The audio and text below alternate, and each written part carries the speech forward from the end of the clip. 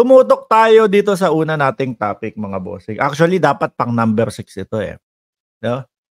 Ayan, mga boss, ipinost ni Maharlika, mga kababayan, bago, kung di ako magkakamali, bago o during, nung Senate hearing. Kasi po, napanood natin, mga kababayan, yung kanyang live, kinagabihan bago mag-hearing, gusto niyang papuntahin yung mga manonood niya doon sa Senado. No? Para daw po, suportahan itong national hero ng mga DDS, mga kababayan. Walang iba po, kundi si Morales, mga bossing. Joel Depano, pang 76, at Ginger Cat, pang 53. Ayan. Para po, suportahan daw po yung national hero yata nila to, si Morales, mga kababayan. So siguro, naramdaman niya, walang pumunta Kasi nga po, uulitin ko sa inyo, ma'am, na nandyan na po si Sweet Escape. Uulitin ko po sa inyo, mga kababayan, na hindi lahat nung 21,000 na nanonood sa kanya, mga boss chief amo, sir, ay naniniwala sa kanya. Ano po? Ako, ang tingin ko dyan, lagpas kalahati, o baka 3/4 nga nung nanonood sa kanya, mga kababayan, gusto lang marinig kung anong pagsisinungaling yung sasabihin niya. Ano po? Ako, nandun ako nanonood ako Lagi. Di ba? Kahit sabihin nyo lang, si Mark Ramos, fan ni Maharlika. Lagi. Kailangan po masupil agad kung ano po yung mga kasinungalingan na sasabihin niya, mga kababayan. Bansa po natin ang sinisira niya. Tingnan mo, kada masusukol yan, kada kunyari malalagay siya sa alanganin, ano pinagduduldulan niya sa mukha ng mga Pilipino? Niloloko kayo ng bansa nyo, niloloko kayo ng gobyerno nyo. Ganun. Biglang ilalabas yung sarili niya. Hindi na siya Pilipino. Di ba? Pero kapag ka po, mga kababayan, yung tipong pabor sa kanya, ay papalabasin niya sa mamamayang Pilipino. Parang gusto pang pagmukain na siya ay bayani no? Bayani ng mga DDS. Mga DDS, hindi kayo nahihiya. Ganito yung bayani ninyo. Ganito yung mga resource person nyo.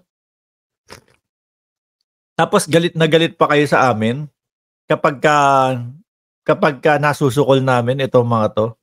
So ngayon, mga kababayan, naramdaman niya po siguro yung pagsigaw-sigaw niya doon sa kanyang live at paghimok niya. Kayong mga Pilipino, magpunta kayo sa Senado. Pero siya nandoon sa bahay niya. Nasa Estados Unidos, hindi makapunta ng Pilipinas. Ang ginagawa nilang pambala, yung mga viewers nila. Ano po? Ang ginagawa nilang pang-rally, yung mga viewers nila. Cesar Valdez, 106. Mary Malayao, 107. Kitchen Affair, 107. Dalawa kayo. Nagkasabay siguro kay Pindot. So ngayon, sabi ni Sweet Escape, members for 9 months. Salamat po, ma'am. No? Hindi siya mapakali. Walang pumunta Dami-dami nag-views sa akin. 20,000, 21,000 during my live. Diba? Yung live niya. Tapos walang pumunta, mga kababayan. Meron siguro yung mga uto-utong DDS vlogger nandun. Inabangan. Kala mo sinalubong si Jose Rizal Sabi, gusto ko lang sabihin, kayo po ang hero ng Pilipinas. Morales. Yun yung mga Siguro, yung mga DDS vlogger na yan, mga kababayan, nagre-report kay Maharlika. Kasi nasa labas sila ng Senado. No? Maharlika, kami-kami lang nandito. Ilan lang kami dito. No? Walang pumunta masyado dito sa Senado. Siguro kaya ipinost ito, mga kababayan. So, syempre, para alarmahin yung kanilang mga manonood, magpo-post nang wala namang basehan, nang puro imbento lang po. Para masabi lang na kailangan pumunta nung kanilang mga viewers. Sabi dito ni Boljak TV, puntahan natin si Agent Morales sa Senado. Mga kababayan. May alerto pa. Alerto mga kababayan. Ibang klase. Kumbaga panggulan. Huli si Morales. Panggulan. Mag-alerto tayo. Ganun. Ikaw naman na uto-uto na viewer. Halika, pumunta tayo dun. Huhulihin, ipagtanggol natin. Kaso mukhang wala pa din pong pumunta kasi napanood ko doon sa mga vlogger ng DDS. Iilan-ilan lang sila Pwede nga mag-social distancing ulit.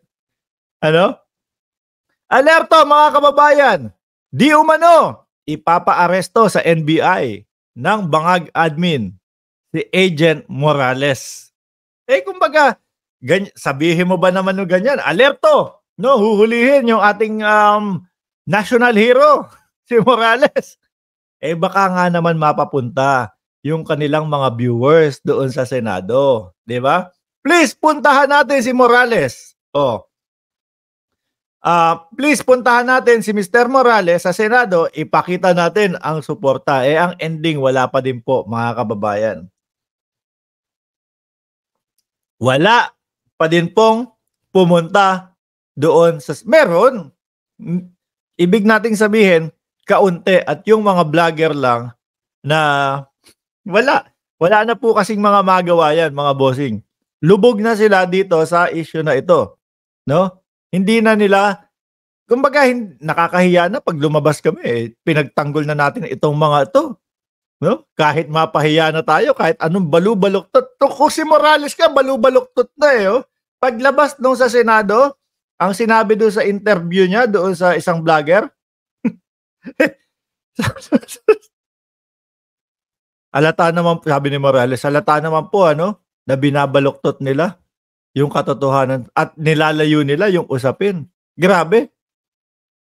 Ibang klase si Morales, sabi pa, halata naman po na yung mga sagot nila malayo po doon sa mga katanungan.